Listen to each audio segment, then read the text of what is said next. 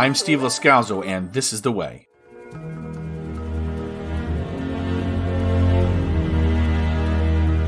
Welcome to This is The Way podcast's coverage of the Skeleton Crew series. This is the Season 1, Episode 4 recap and discussion.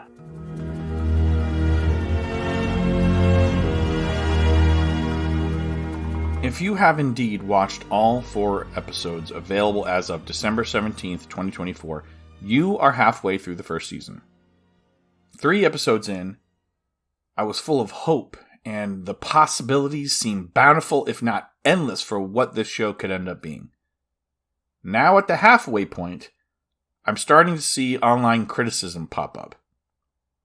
I started to see posts on Wednesday morning, that was before my family and I watched the show, about, people just not caring for the latest episode. I even got a text from a friend telling me the episode was terrible. He asked, is this going to tie into, quote, the old stuff, end quote? After watching the episode, I can see that there is some room to criticize. I liked, didn't love, can't say I remember no At Attin. It wasn't terrible, at least according to me. But will there be fool's gold at the end of this adventure with the real treasure only being the friendships made? That would stink. Or is Fern's housekeeper going to pull a marble bag out of her pocket that belonged to Wim with One-Eyed Willie's treasure and jewels? Then, if there's an actual treasure, if there's an actual mystery, that will make it a little bit better. This episode is going to recap and discuss Episode 4 of Skeleton Crew, but any Star Wars content already available is also fair game for inclusion in this podcast. So if you're okay with that, you've seen Episodes 1, 2, 3, and 4, and you want to hear more about them, let's make the jump to Lightspeed in 3, 2, 1...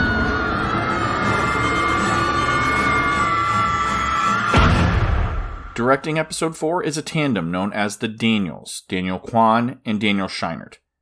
Each do have solo projects, but they've mostly shared directing duties, including on Swiss Army Man and their Academy Award-winning Everything Everywhere All at Once. Showrunner John Watts shares writing credit once again with co-creator Christopher Ford. I hadn't seen any criticism of the show on any of my feeds until this episode. Now, maybe I'm just isolated, but I usually see criticisms most and rarely see people talking about the positives. Now, I don't know if this sudden criticism is because of the fault of the writing. The story kind of needed what is basically an interlude. Episode 4 is something like a one-off or a Story of the Week episode, but since it is a trip to one of the jewels of the Old Republic, it does still belong to this main plot line. I'm just not sure that the story we got was believable. Or is it going to be counted as one of the best episodes in the 8 we're getting? I don't know. I like to look at how they describe the show in the thumbnail and episode page descriptions. So, can't say I remember no At Attin on the Skeleton Crew's Disney Plus episode tab and the episode page description end up being identical. Our heroes face a surprise in a familiar place. Not an identical place, not At Attin, a familiar place. The runtime shows up as 39 minutes in parentheses on the Disney Plus show page, but remember, that time includes the last time on Skeleton Crew footage that you see at the very beginning, all credits, all slates, and the credits include the foreign language versions that are silent at the end after the English language credits are all done. The action from first shot to the cut to black runs 30 minutes, 35 seconds from the start of the opening theme to the appearance of the director credit at the end. That's about 8.5 minutes difference from the number that they claim in parentheses. 30 minutes, 35 seconds, and 39 minutes are not the same. It's also almost 11.25 minutes shorter than episode 1, 6.75 minutes longer than episode 2, and about a minute shorter than episode 3. Nerd alert! Director of photography for episode 4 is David Klein. I believe he and Sean Porter have an even split of episodes, and that is the case for the first half, too. Porter had the first 2, Klein 3, and now 4. Klein, remember, was DP for 5 episodes of The Mandalorian and 5 of the Book of Boba Fett, and he's eventually going to have 4 for Skeleton Crew when all is said and done. Editor is Catherine Naranjo. She's done movies like Free Guy, The Atom Project with Ryan Reynolds, and then TV like Halt and Catch Fire, and 12 episodes of Stranger Things spread out over the first 4 seasons. Mick Giacchino, the son of Michael Giacchino, scores all of Season 1. The legendary John Knoll is head of visual effects, and I've talked at length about how important he is and how he was the one who came up with the idea for Rogue One. And now listen, I know there are many others involved in putting together the show, but some of them we've already mentioned, including Mick Giacchino, John Knoll, people like that. We've already mentioned those in previous episodes. So I think it's better for us to, instead of recapping every single episode and the crew, let's just move on to the cast. What do you want? What's your name? There are some who call me. Jude Law is the first acting credit and comes right before the core 4, Wim, Neil, Fern, and KB. After checking the credits for episode 4, I can proudly say I was right. Each of the kids have been able to see their name follow immediately after Mr. Law after an episode. This time it was Robert Timothy Smith voicing Neil. Following Smith was Ravi Kabit-Conyers as Wim. And you can make an argument that Fern was a bigger part of the episode than Wim, but in episode 1, Ravi was listed first, and then Ryan Kira Armstrong as Fern. Kiriana Cratter was first last week, now she's last this week, and Smith was last of the kids in episode 1, and now he's first. So it makes me feel like pointing that format out of the kids each sharing the following credit after Mr. Law. I feel like that was worth doing now, and it was interesting that I caught that. Yeah, you're probably right. Nick Frost is the voice of SM33. He comes after the core 4. Hala or Hala Finley played Hana, heir to her father's clan leadership and admirer of Neil's charm and character, also puller of his trunk. Her most recent work was as Echo in Venom: The Last Dance. Matthew Kasovitz played Hana's father, leader of the Troik clan, General Strix. Lots of French films in his resume. Amélie and Luc Besson's The Fifth Element and Valerian and the City of a Thousand Planets are included in that, but he also was in Steven Spielberg's Munich. So this is the first episode where the parents of the core 4 do not appear. Or at least one of them, right? Because Wendell and Undersecretary Farah were in some of the episodes, and then we saw all four parent groups in episode 3, but we don't see anyone. We don't see At Attin at all. Uh-oh. It's not good. We move on to the masked boy who helps Hana find and confront the kids after they land and explore on At Achrann. That is played by Rayanne Kamala Khan, Miss Marvel. I think that's just a coincidence. The Hattan warrior who confronts Jod and SM33 is played by Stephen O. Young. He is the man that wears the Brutus costume in Performance Capture for other episodes, but he gets a speaking role here. I like how they do that sometimes. The Troik warrior that is not the father of Hana, I think he's the one who threatens the kid with shooting them for desertion, is Robert Paul Taylor. He's had many one-off roles, but he also appeared in a couple episodes of Better Call Saul. All right, let's join our heroes already in progress. He can go about his business. You can go about your business. Move along. Move along. Move along. The action in the episode begins with the Onyx Cinder leaving hyperspace and approaching a planet. It is surrounded by satellites. There are some dispersed green gases in space. It kind of looks like it could be the barrier, or at least it's a barrier, or was a barrier.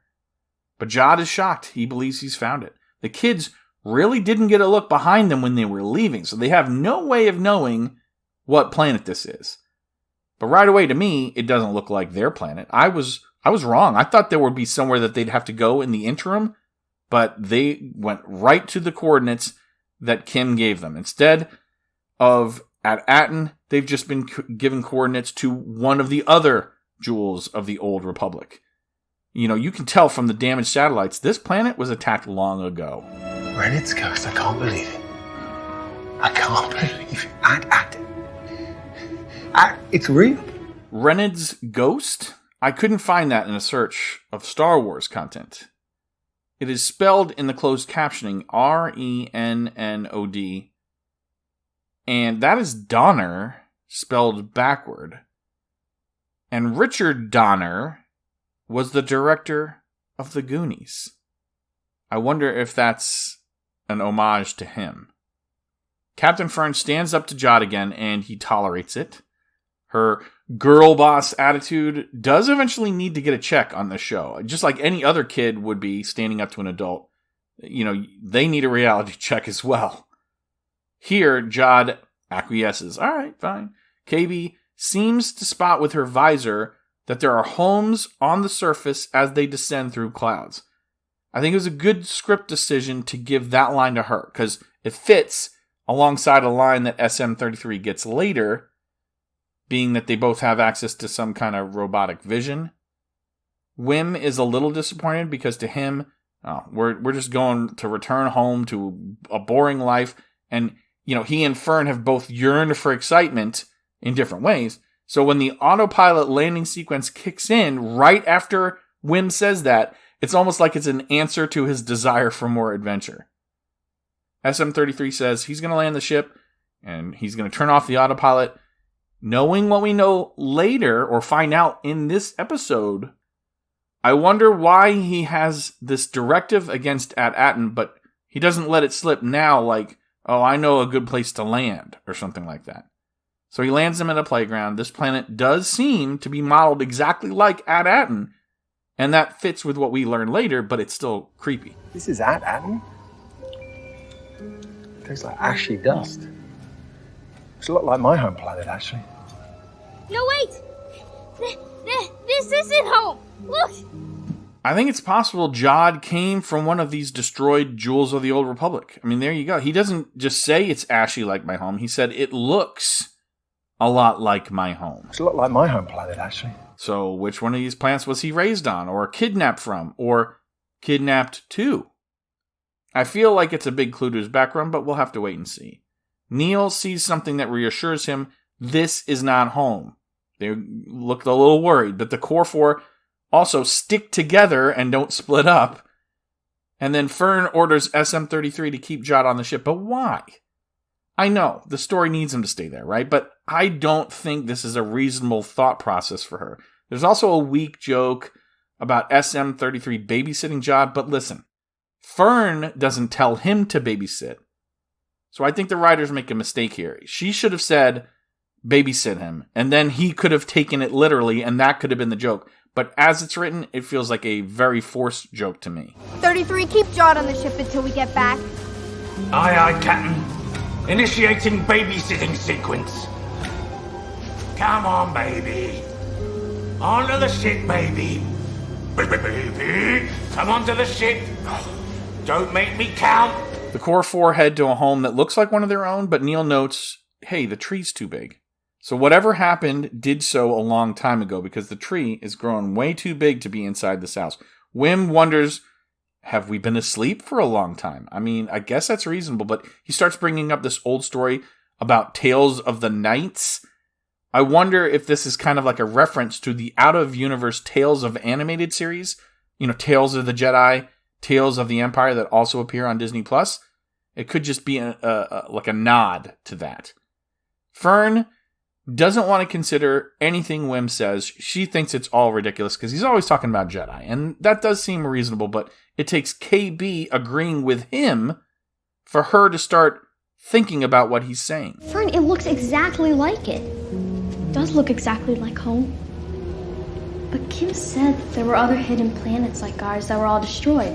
So maybe this is another planet co-founded with At Attin. And anyone that lives here might know about home. Ew, gross.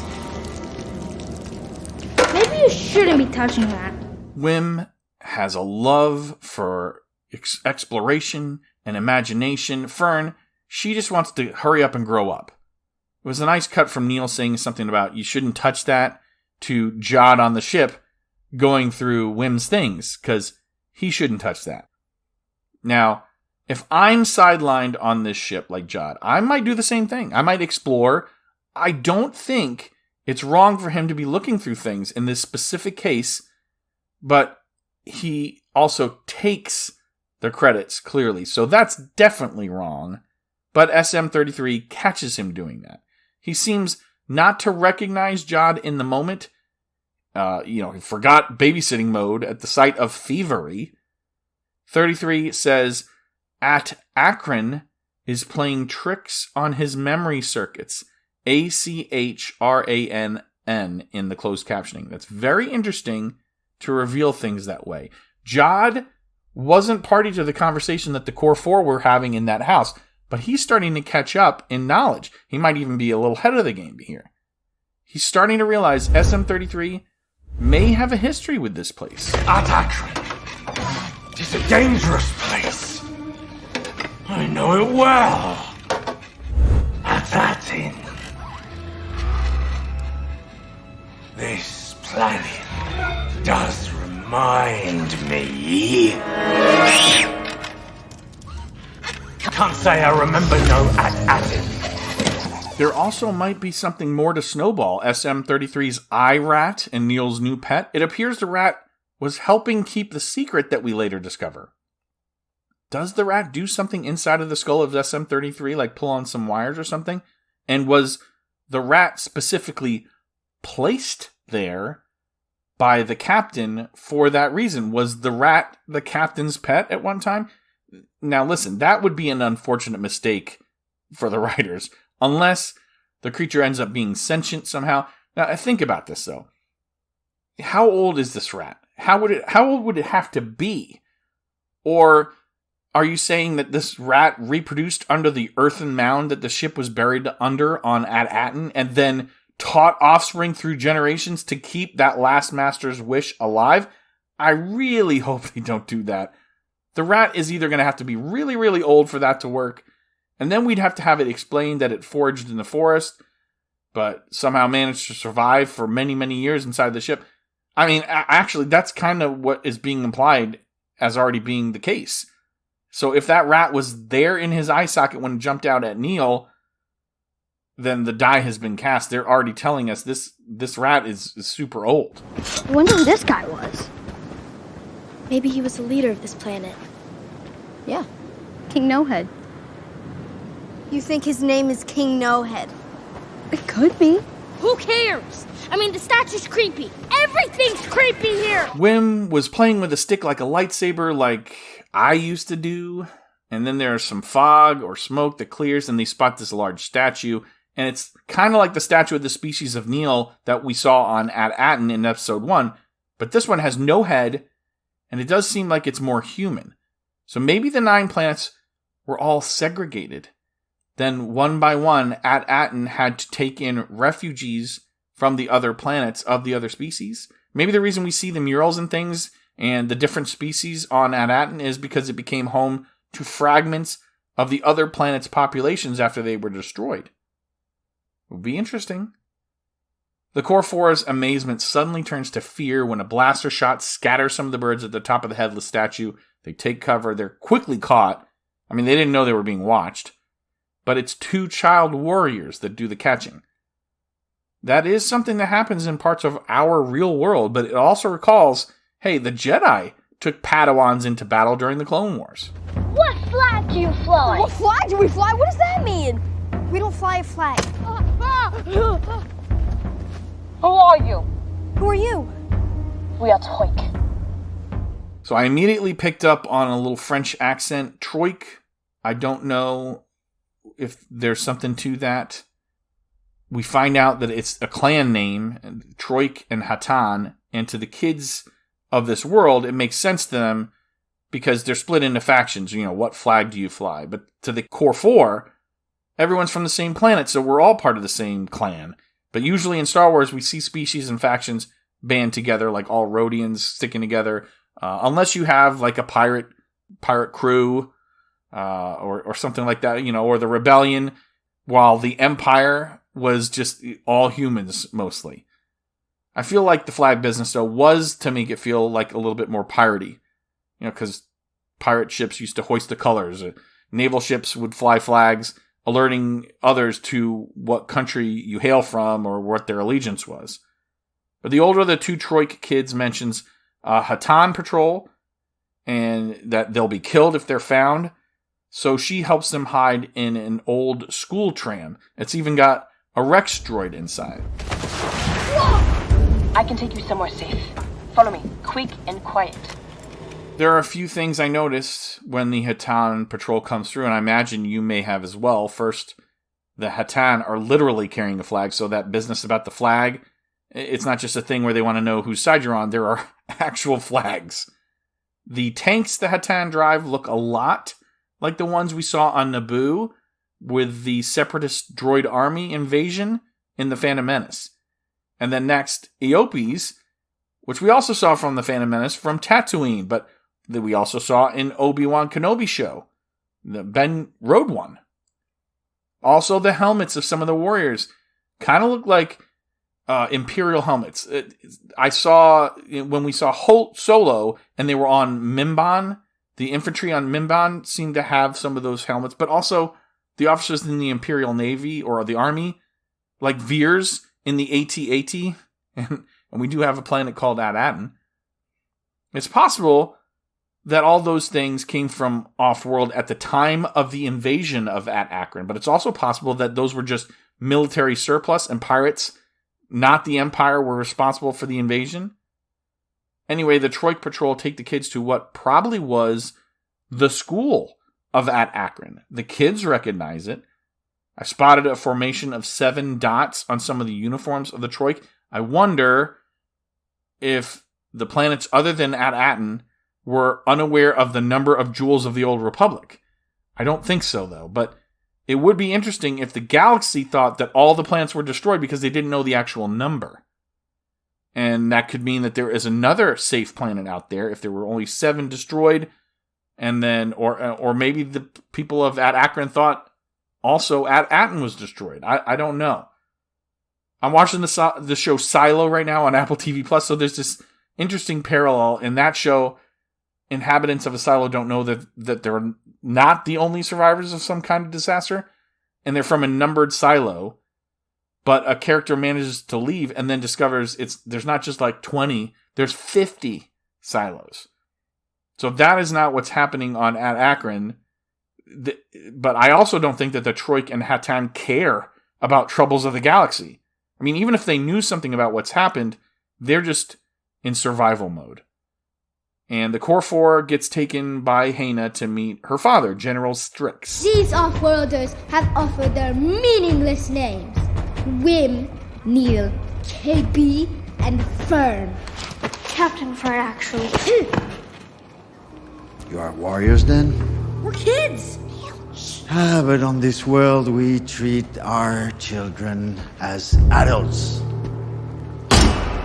Strix is the father of Haina, the leader of that 2-kid Troik patrol. Haina is his daughter. She saw the Eopes. It turns out those were captured from the Troik by the Hattan. Strix informs the Core 4, the Troik treat the kids like adults here.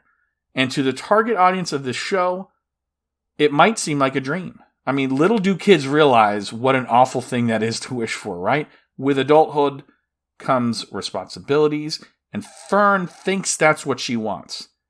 Wim would love to have that be the case as long as it comes with him being a hero like his Jedi. KB, she always seems to be unfazed by anything at any turn. I mean, she had to be pulled down when they were trying to hide.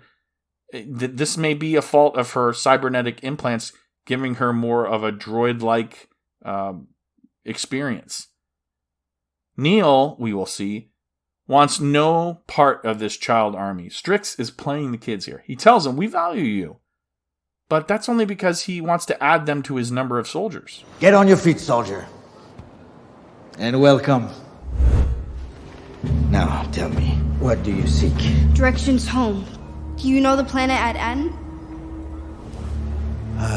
Sadly, we do not concern ourselves with off-worlders beyond trading hides for ammunition. So you don't have any ancient maps or any star charts or anything? What about the knowledge hidden in the Fallen Sanctum? Hannah. There are old carvings, coordinates for other planets. Perhaps one of them is your home? Can you take us there? No, that's too dangerous. It is a distant place. You would not survive the journey. And those lines there are how we know. I mean, too dangerous? We know from later it's in the supervisor's tower. We see how close that ends up being. And then he also tries to hush his daughter when she brings up the Fallen Sanctum. Like, don't give these kids hope that there's something outside of here. The world is dangerous, but this is a world of their own making. Strix wants to test them as warriors before he lets them leave. Apparently, there's something to this sound of his staff hitting the ground that carries authority, but it also helps provide a transition to Jod and SM-33's peg leg leaving the Onyx Cinder. Jod, he's trying to jog Smee's memory by taking him for a walk. Anything look familiar? Yes, there was a tower. I can't remember. What am I supposed to remember? Anything remind you of At Attin? And treasure? Warriors. No, treasure. Yeah, I remember warriors like these. Snuck past them, we did. Not warriors. Treasure. Hidden treasure. Like KB at the beginning of the episode, seeing through the clouds, SM-33 sees through the smoke or fog and sees the Hattan warriors before Jod senses them. Now, I know he's got some force ability, but I chalk this up to Jod was single-minded about the treasure. But surely, the Hattan heard him talking about treasure. I think that weakens the believability of later scenes for me. I mean, they were really close. They had to have heard him. The Hattan leader asks the same question about what flag do you fly? That's the same question that the Troik patrol did. Jod doesn't just surrender, just shoot me. And we don't get to see the scene play out. We don't get to see if this is just a ploy. But his weakness, when confronted, is compared in the very next scene when we rejoin the Core 4. Some of them are enjoying the training with blasters. Neil is not. Do you not wish to join them?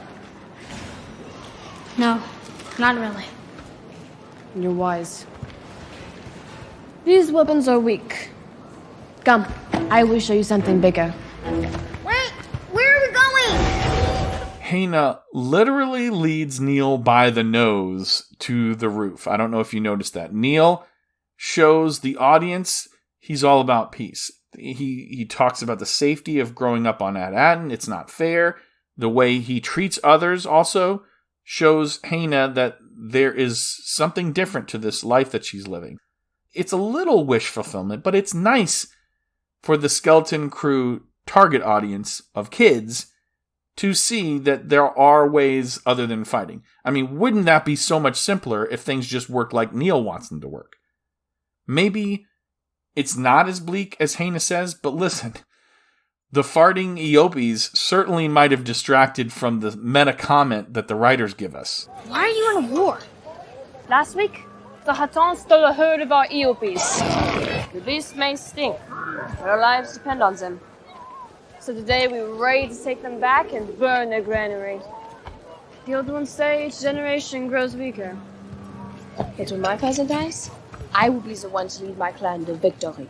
I think it's an interesting statement because it's kind of corny, but it's also true and false at the same time. Each generation does view the one that comes after as weaker. And they are, in some respects. I mean, try putting my kids on a ranch in Oregon in the late 1800s. See how well that goes. But hardiness is not all there is to strength. It does take a strong person to seek peace while at war. Hannah shows Neil there's a cannon on the roof of the former school, now Troik headquarters. She says that it's from the old times. So their school probably also has a cannon that nobody really knows about on At Attin. This weapon still works from the old days. Its strength is what keeps us safe here. This isn't fair. You shouldn't have to be at war all the time. See that building? On my planet, that's where my mom's job is. And when I'm done with school, the supervisor will give me a job there too. It's peaceful. Who knows where the Hattans call home, or Hattan call home? But I feel like in shows, we're used to seeing, the good guys hook up with the crew that lives on the outskirts. And then, they have to go into a city or whatever to battle somebody. It's not usually this way where they go in the city and then, the Hicks on the outside are the ones that are attacking them. What a different episode this would have been if it was a Hattan patrol that reached the kids first, right? Would they ever get off the planet? Or would we think very differently about these Troiks? The kids might have had to lead an assault on the school. But we don't have to worry about that. The Force provides, doesn't it? Neil gets to tell and show Haina kindness can make a difference. He gives his food to other kids. And he also, with the way he talks, he gives an innocent, honest opinion about what he sees with the fighting and war. We fight for food. We fight to protect our friends. We are strong. But fighting is bad. If you just keep raiding each other, do you think it'll even ever end? Yes. If it was me, I'd just say I was sorry. No more fighting. But that's probably just because I get too scared. Because I'm from a weak clan. Never mind. You shouldn't listen to me. At the end of the conversation, he sidles up closer to her. He's becoming friendly.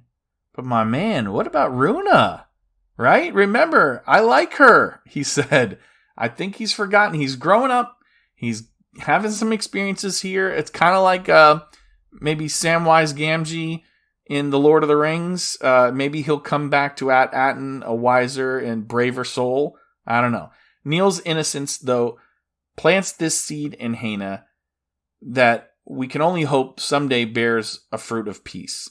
But right now, Neil's just a kid on his way to becoming an adult. He's finding some kinship with Haina, who is kind of trying to do the same.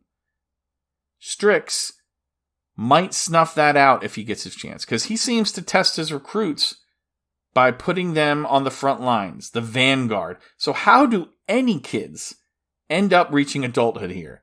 It seems like they should all be younger a little bit. Wim, he's into biting off more than he can chew in almost every situation. Fern, though, she's defiant. She shows off, but she doesn't go looking for the trouble. I mean, she certainly wasn't the one who caused them to get into this trouble. But she's also not great at getting out of trouble. Captain Fern and her crew will honor us by leading us into battle. What? That's very gracious of you, but no thanks. Strix puts them in the vanguard, and it's one of the biggest tricks that early military has pulled on conscripts for generations. It's called an honor. In fact, that's how it's often depicted in art. Glory and honor await those who die first, but the honor is only given to those who have more honor. So it's given from the people who think very highly of themselves to those who are very low in the caste system. So therefore, those people have very little to lose. It is sold as earning glory. And, to the few that survive, some honor is awarded. It's the only way to crawl yourself out of the lowest castes in society. But the dirty truth is, you are never going to see the equality with the ones who bestow that honor. Maybe generations down the line, but even then, there's going to be some family or some name that, we've had honor longer than you. So there's a ranking system here, and these kids are being tested for bravery. But very little value is placed on them. They're off-worlders already. KB, she tries to reason a way out. She says, let's, just throw down your weapons and follow Fern's lead. But it is quickly observed by a Troik adult that you can't do that. Let's just win the battle, and he'll take us to the fallen sanctum. Are you crazy? soon as the fighting begins, drop your weapon and follow Fern. Quiet. We've been talking of desertion. We'll get you shot. The kids soldier on, all except for Neil. But he seems to have reached Haina because Strix is not very happy with his daughter that she wants to join the vanguard for her new friend. She saw Neil hesitate. She steps in. Neil. No, Neil, come on. Let's go. I will go with him. Haina. You don't have to. Azachi might be nervous. I'm terrified. I thought it was great that they had Neil be a nervous talker. I mean, he may be a little naive, but like I mentioned before, it does take bravery to seek peace in war. It is better with a friend. But let me just say, as a friend, this isn't right. Well, they passed the bravery test. No one knows it was Jod with the Eopes. They're not force sensitive, and KB doesn't see them through the fog or the smoke. So Jod does save them, but they were brave. Even Fern has a soft place in her heart now, and thanks Jod. Hey, Fern. Jod, you actually... We're saved! Thanks. It's all right. Thank you. Yeah, of course. Okay, let's go. Thanking Jod may not seem like a big deal, but for her, for Fern and her personality, that is. She is clearly scared too. But the kids, hey, they passed the test. Remember, it's Jod, though, that gets rewarded first, the adult. And he chooses to have the kids released. If Jod was only a scoundrel, he could have left the kids behind, take the ship. That'd be it. He only jokes about taking a reward instead, but Haina reminds her father, hey, the kids passed the test. Come on, let's go. Papa, they have proven their bravery. Come. I will take you to the Fallen Sanctum. Fallen Sanctum, again, it may be secluded, it may be sacred, but this place is still standing, so it seems kind of like a misnomer, maybe to throw off people who are coming to seek it. On the way, Jod reveals, I used those credits whims. I had to secure the Eopes' freedom, right? I had to buy him back. To Wim, it's a betrayal. And at first you think, well, how stupid could Wim be here? He would have offered the money too. To the rest of the galaxy, yeah, it's valuable, but he was treating it as insignificant as lunch money. I don't think this is a mistake, though. It plays a little different for me. Jod is telling the story, right? But he doesn't come right out and say, hey, listen, just so you know, I used the credits to buy off the Hattan. It's a slow reveal. I think Wim is offended because he sees this guy that he held up as an example of Force users like the Jedi, but now it's tarnished because Jod was not up front. I think he was actually trying to kind of slip the information by him. So I think Wim understands, yeah, I may have done the same, but I think he realizes Jod wasn't doing this as, oh, well, it's logical, like I used the credits to buy your freedom. And Wim didn't see him stealing the credits. For all he knows, Jod was faced with the situation and found them when he was looking for something to bargain with. But I think it's the way he tells the story, and I think Wim catches on to that. The Hattan, they're also not like other pirates. They would have just taken everything that he had and taken his ship and killed him.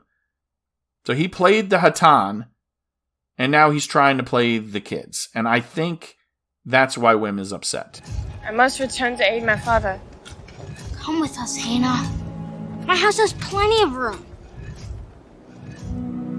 At Attin is peaceful. Neil making a move we most likely won't get to see in any show or story if Neil's impact on Haina is permanent. No. Perhaps someday, when I'm leader of the Troik, I will remember your ways. I see now. Your weakness. It makes you kind.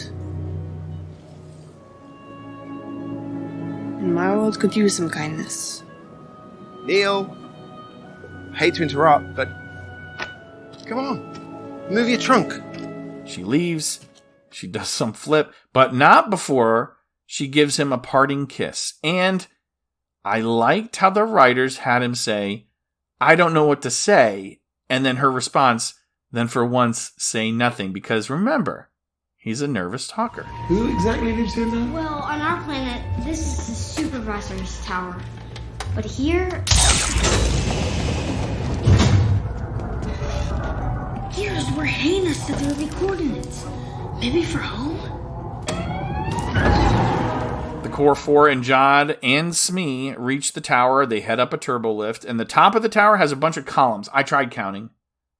I was looking for more confirmation that there were only 7 to match the number of dots on some of the vests of the Troik, but I think there were probably 9 columns. And after all, they do find a column where At Attin was listed, but there are also 6 named Jewels of the Old Republic that we know of at this point. So At Attin we know that's still safe, obviously. They're on At Achrann. That's where they are now. So there are 4 more named. Well, that says At Attin. And these are galactic coordinates. Look, there's more. That's At Achrann. Those are the coordinates that Kim gave us to this system. Here's At Aricia. Here's At Rabbit. At Dakota here. Guys, I found At Attin. At Atu is Aytuu, and the Aurebesh that we see on the screen confirms that. At Aricia is Arisia. At Aravin is Aravin. And At Akoda is Acoda. That's all from the closed captioning. Now, it could be different than what's in the closed captioning. I'm not sure. Remember, sometimes there are errors that slip into the script that end up continuing on and just being part of it. Sometimes what you see on screen doesn't match what's on the closed captioning, but I think in this case, those are the names. And I looked them up, and all of the entries that I see are recent, meaning they were just revealed in the show. Neil discovers the column bearing At Attin's name, and the Aurebesh matches, but the coordinates are destroyed. Why? Who would do such a thing? I did. Why, were you looking for those? You destroyed them? When? When I was here before, with my old captain. You were here? Why would you destroy them? Destroy what? The coordinates. What coordinates? What you just said to At Attin. Can't say I remember no At Attin. Stop saying that! Some of the mystery is revealed, and some of the mystery deepens. I speculated that maybe their planet went by another name, and if you just said the right name, that maybe SM33 would recognize it, but it's more simple, and it was foreshadowed in the series by Fern and her housekeeper droid. KB wonders, hey, can we repair his memory? And I thought it was funny. It only has a couple million circuits. But, she fixes things. Wim goes to comfort Fern, and she's a jerk to him. He's just trying to be nice. And by the way, he also helps solve the problem. He puts her on this train of thought, but he's not going to get credit for it. You should have been captain. You can't just say you're amazing enough to figure something out like I'm supposed to solve everything. I'm not a droid. I don't just do whatever I'm told. 33. Where's At Attin? Can't say I remember no At Attin. What are you doing? What if he can't say because he was ordered not to? I used the same trick on my nanny droid back home. 33. I'm your captain. Run memory override. You remember everything about At Attin.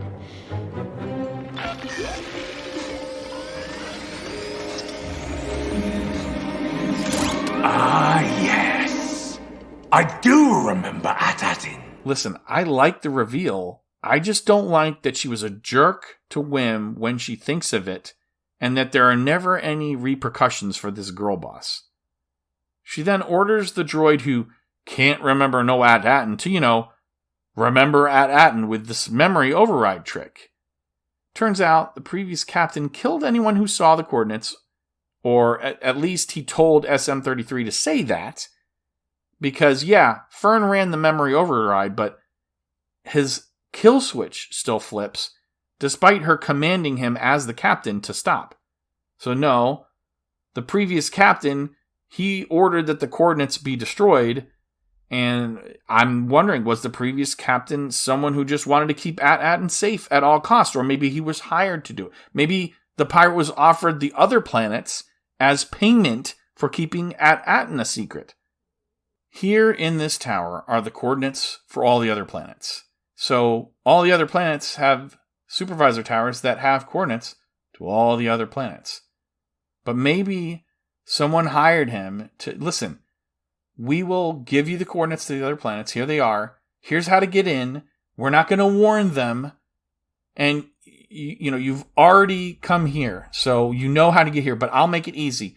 Kill them first, then come back and we'll give you a reward. Then the pirate plunders the other planets, comes back to get payment, or even just plunder At Attin as well. Like, oh, they thought we were just going to let them go. Except the person who hires him double crosses the pirate, pins him to the wall of his ship with the sword, but then maybe gets shot and dies himself or herself. Then the security droids find them, bury the ship on At Attin to keep the secret. I mean, this fits. I'm kind of liking how I'm reasoning this out. We don't find this out now because when Fern presses 33 for a way home to At Attin, or more to the story, he threatens to pull them apart limb from limb, kind of like a Wookiee. And then he told me, if anyone ever comes poking around looking for the treasure, Give me the blaster. He told me to pull them apart. Pull them apart! Pull them apart! Pull them apart! Limb from limb. Wow. I'm shocked that the blaster that Strix left for Whim doesn't work when Jod tries to use it on SM-33, right? Neil has to save them by throwing a rock to distract SM-33 and save his friends. Quite an act of bravery from a pacifist. SM-33 charges little O'Neill, but Jod dives in.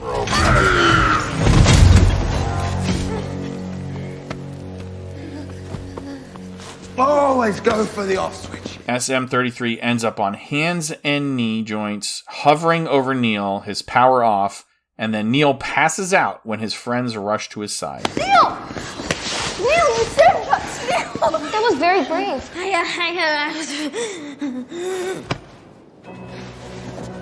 Neil? Neil?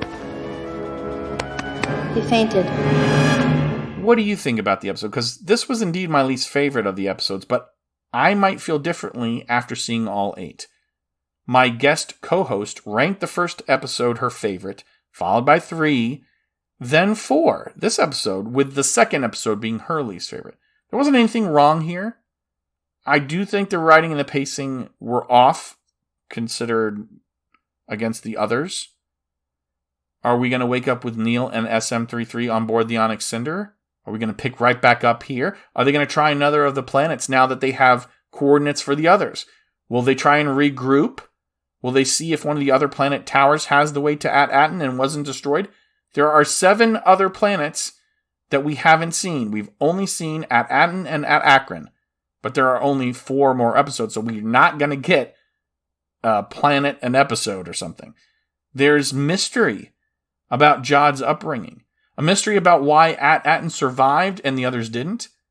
I mean, maybe we're going to find out At Attin is responsible for keeping itself safe at the cost of the others. Is the supervisor going to end up being a program or a droid? I speculated last recap and discussion about the parents taking matters into their own hands. Since this was the first episode we didn't see At Attin and the parents at all, I think we're going to have to visit them eventually, maybe episode 5. That releases Tuesday, December 24th, 2024, and yes, in case you didn't catch that, that is Christmas Eve.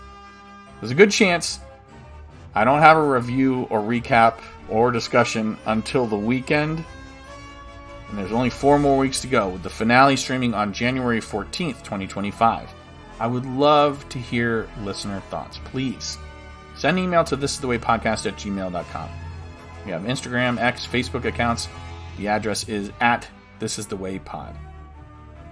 Thank you for listening to This Is The Way podcast's recap and discussion of Skeleton Crew's 4th episode of Season 1.